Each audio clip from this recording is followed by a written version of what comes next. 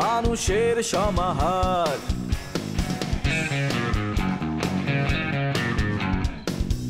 ভেতর আর বাহিরে চলছে উৎসব অপেক্ষার। এই শহরের হাজারো বাড়ির মতো নিয়ে হাসি কান্নার গল্প যত। এই শহরের হাজারো বাড়ির মতো নিয়ে হাসি কান্নার গল্প যত। প্রতিবার এখানে বেজে যায় calling bell, calling bell, calling bell, calling bell, calling bell.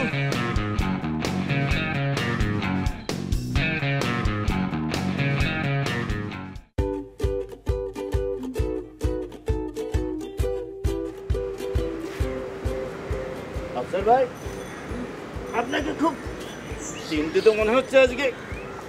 এরকম তো আপনাকে কোনোদিন দেখি না। কোনো সমস্যা?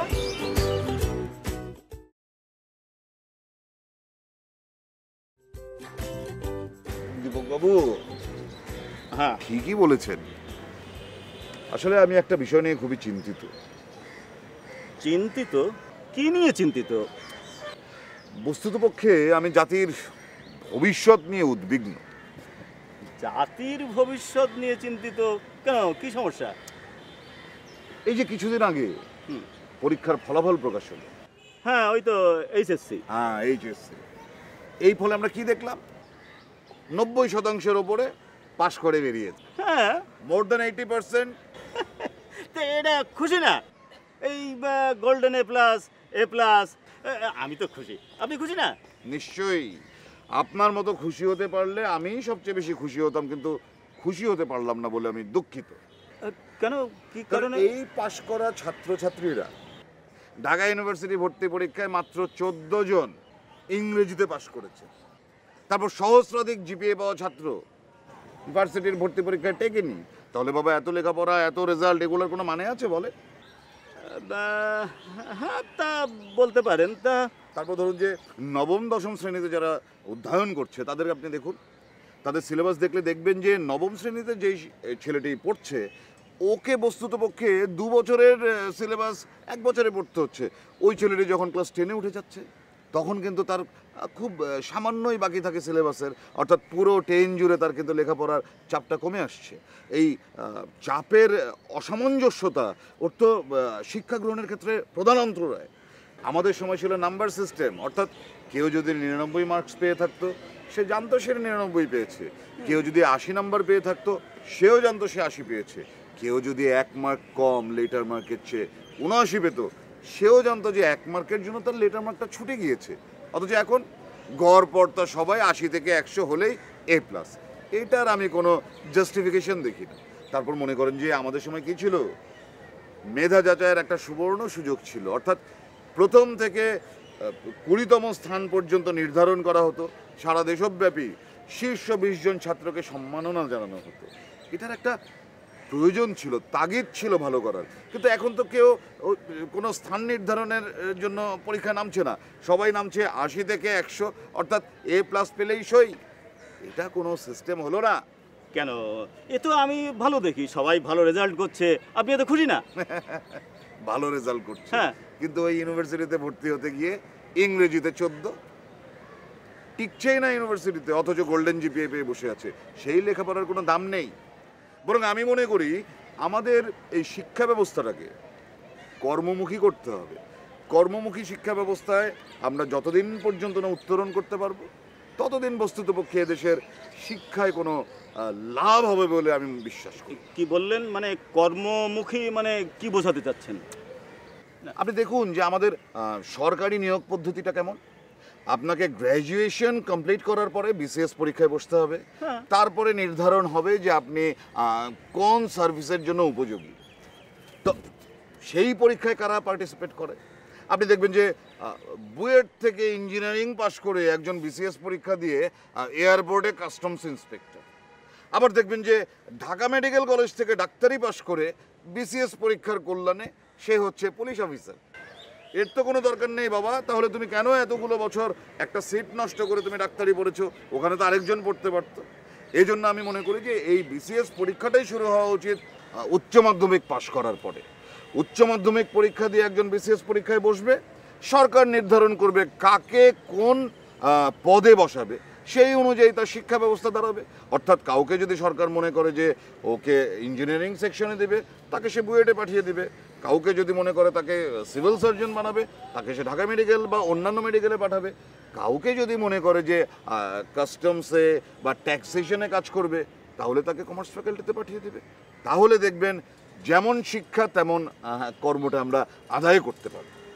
এবং আপনি শুনে খুশি হবেন যে আমি চলমান শিক্ষা ব্যবস্থা এবং কর্মপরিণতির ওপরে একটা প্রবন্ধ লিখছি। আচ্ছা আচ্ছা, এটা তো একটা ভালো খবর। এর আগে সবাই থিসিস করেছেন, এখন এই প্রবন্ধ লিখছেন। তাহলে তো জনগণের কোনো উপকার হবে না। এই লালটু, তোমার গার্লফ্রেন্ড নাই? না, কেন? এটা তুমি কি বললা? মানে তোমার উপর তো মেয়ের হামলায় পড়ার কথা, তাই না? আমার মতে যারা হামলে পড়ে তারা সত্যিকার অর্থে ভালোবাসে না। ওরে বাবা, আসছে প্রেমের ফিলোসফার। আচ্ছা শোনো না, তুমি মানে প্রেমের ব্যাপারে আর কি কি জানো? আমাকে একটু টিপস দাও না। মানে আমার তো বয়ফ্রেন্ড নাই, তোমার কাছ থেকে টিপস নিয়ে যদি একটা প্রেম করা যায়। আমি কিছু জানি না, কিন্তু ওয়াসিমের মতে ভালোবাসা হচ্ছে চুম্বকের মতো। একটা ছেলে আর একটা মেয়েকে চুম্বকের মতো পরস্পর দিকে টেনে নিয়ে আসে। তোর এখানে এত কি? হ্যাঁ কি তুই পড়াবি? পড়া, তাহলে আমি চলে যাচ্ছি। না মানে আমরা না চুম্বকের আকর্ষণ বিকর্ষণ নিয়ে কথা বলছিলাম। মানে সমমেরুতে চুম্বক আকর্ষণ হয়, বিপরীত মেরুতে বিকর্ষণ হয়। যাও গিয়ে নিজের পড়াটা করো।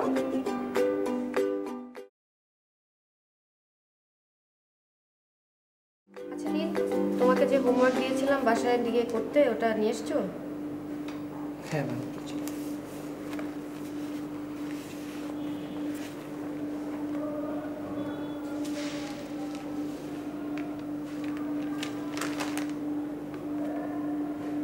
বাহ, ভালো হয়েছে তো, ভেরি গুড।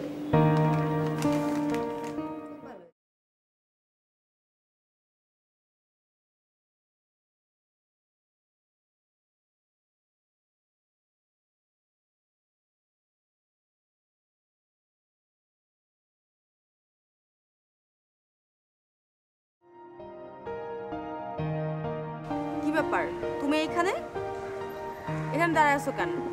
তোমার লজ্জা নাই? তুমি আমার গার্লফ্রেন্ড, গার্লফ্রেন্ডের সাথে কিসের লজ্জা আর কিসের নির্লজ্জা? তাই না? তো চলো বাসায় চলো। বাসায় কেন? তুমি না আমাকে ভালোবাসো, বাসায় চলো। বাসায় যে সবাইকে বলবে দ্যাট ইউ লাভ মি। বাসায় যাওয়ার জন্য মানসিকভাবে প্রিপারেশনের দরকার আছে। যেহেতু বাসায় গিয়ে আমি আমার ভালোবাসার কথা বলবো, সেক্ষেত্রে অনেক কিছু বুঝে শুনে স্ট্যাবল হয়ে তারপরে বাসার মানুষের কাছে গিয়ে বলা যেতে পারে। এরকম হুটহাট গিয়ে বলা যায় না যে আমি ওকে ভালোবাসি। দেখো ইসাক, তোমার না সব জায়গায় প্রবলেম। এইখানে প্রবলেম, ওইখানে প্রবলেম, আমার সাথে রেস্টুরেন্টে যাইতে প্রবলেম, ছাদে দেখা করতে প্রবলেম, আমি তোমার হাত ধরলে প্রবলেম। তোমার তোমার সব জায়গায় প্রবলেম। অ্যাকচুয়ালি না, তুমি নিজে একটা প্রবলেম। আমার প্রবলেমের কথা আমি ঠিক বলতে পারবো না, কিন্তু তোমার প্রবলেম হচ্ছে তুমি একটু বেশি ফাস্ট। এখানে ফাস্টের কিছু নাই, দিস কল্ড স্মার্টনেস। তুমি যে একটা ব্যাকডেটেড ছেলে, এটা কি তুমি জানো? আসলে তুমি গাড়ি ফার্স্ট গিয়ারে চালাচ্ছ তো, যেদিন ফোর্থ গিয়ারে চালাতে পারবা সেদিন আমার সাথে যোগাযোগ করো। তার আগ পর্যন্ত গাড়ি গ্যারেজে নিয়ে বসে থাকো।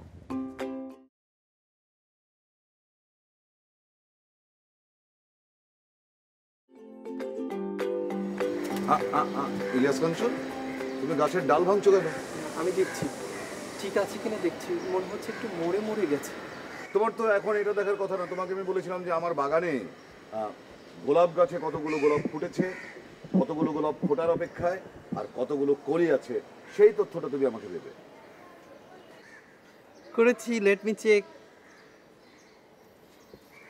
আমি আমার বিগত অ্যাসাইনমেন্ট কমপ্লিট করেছি। আচ্ছা, মোট 8টি গাছ আছে, হ্যাঁ, 12টি ফুল ফুটি আছে, 4টি আদা ফোটা অবস্থায় আছে, 20টি কলি আছে। Very good, very good. তুমি অ্যাসাইনমেন্ট বেশ সাকসেসফুলি কমপ্লিট করেছো, থ্যাংক ইউ। তাহলে এবার তোমাকে আমার পরবর্তী অ্যাসাইনমেন্টে পাঠানো যায়। জি, জাস্ট এ মিনিট। ও হ্যাঁ হ্যাঁ হ্যাঁ, বের করো, রেকর্ডার অন করো, রেকর্ডার অন করো।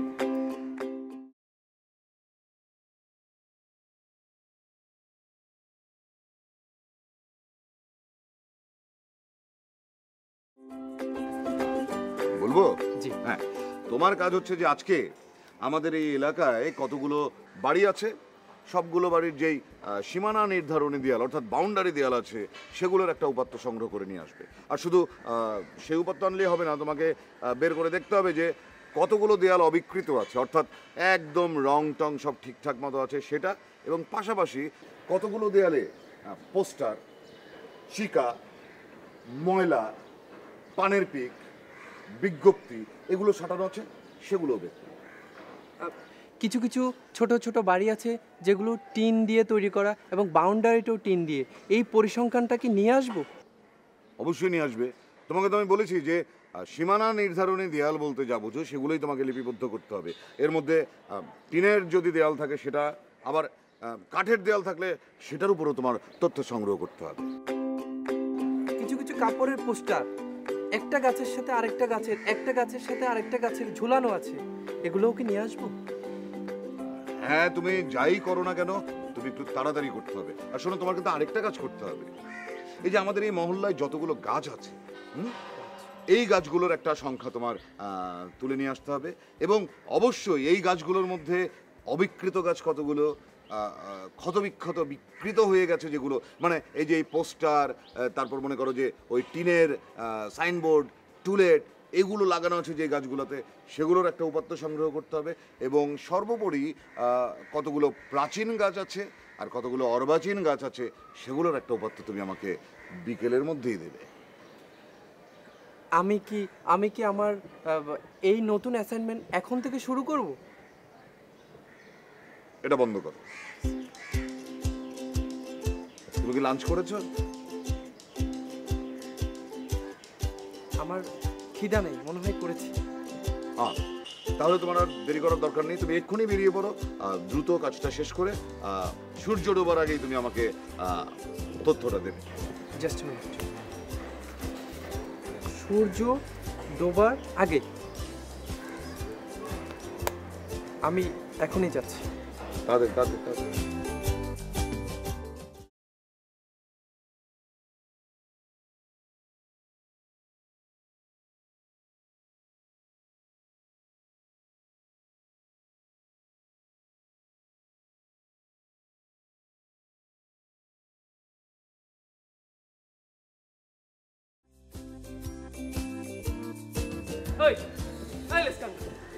মানে কারাগারে কি করস? টাঙ্গি বরস না? কাজে মেয়ের লোকে টাঙ্গি বরস না? হ্যাঁ, এইসব কাম করস আমার সামনে বয়া? কি কি? আমি আফসারুল আমিন সাহেবের দেয়া অ্যাসাইনমেন্টের কাজ করছি। রাখতো না স্যার, আমি দেখলাম এটা তাড়াতাড়ি তুই টাঙ্গি মারতেছিস, আবার মিথ্যা কথা করো। ওই হাত নামায় কথা বল, হাত নামায় কথা বল। কি লেট মি? কি বাংলায় কথা বল, বাংলা। লেট মি মানে কি? লেট মি মানে কি? আমাকে কথাটা শেষ করতে দেন। বলো, তোমার কথা বলো। আমি কাজ করছি, কাজ আমার কাজ, আমি কাজ করছি। বুঝছি, দেখি দেও কই এই কাজগুলো কি তোমাকে বাবা দিছে? আফসারুল আমিন সাহেব দিয়েছে। জি, সবই ঠিক আছে। এই যে ডিশের ব্যানারের সংখ্যা জানতে চাইছে, এটা বলবা না, এটা তুমি জানোই না, ঠিক আছে? কারণ ডিশের ব্যানারের সব কাজ আমি করছি, সারা এলাকায় 300 ব্যানার আমি লাগাইছি, এটা তুমি উল্লেখ করবা না, ঠিক আছে? তুমি এটা জানো না? আমি তো জেনে গেছি। জেনে গেছো ভালো কথা, কিন্তু ঘাজিনি আমি জানি, ভুলে যাবা, সমস্যা নেই। আর একটা কাজ করতে পারো, প্রত্যেকটা গাছে তুলার মিস্ত্রি, ঠিক আছে, এগুলো কতগুলো আছে, কতগুলো বোর্ড পিন আছে, সব কিছু উল্লেখ করবা, তাহলে রিসার্চে ভালো হবে। মনে করো রিসার্চের কাজটা কি, যত ক্ষুদ্র জিনিসগুলো তুমি ভালো মতো মেনশন করতে পারবা, রিসার্চের ডাটা, তাহলে ডাটা কালেকশনগুলো বাড়ে, তো রিসার্চের ফলপ্রসূ ভালো হয়। ঠিক আছে, টেকনিক চেক, একটু রেকর্ড। আচ্ছা রেকর্ড করে রেকর্ড।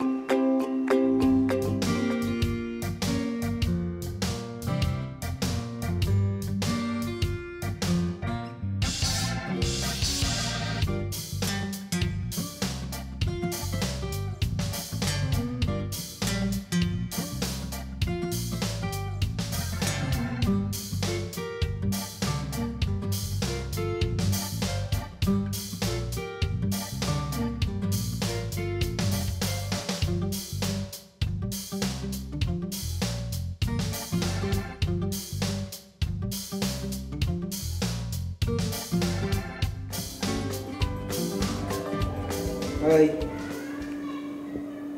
তুমি হাতে কি নামতা গো না? আপনি এক চামচ চা খাবার নিয়ে এতক্ষণ সময় লাগে কখনো কোন 20 সেকেন্ড 30 সেকেন্ড পার হয়ে গেল গা।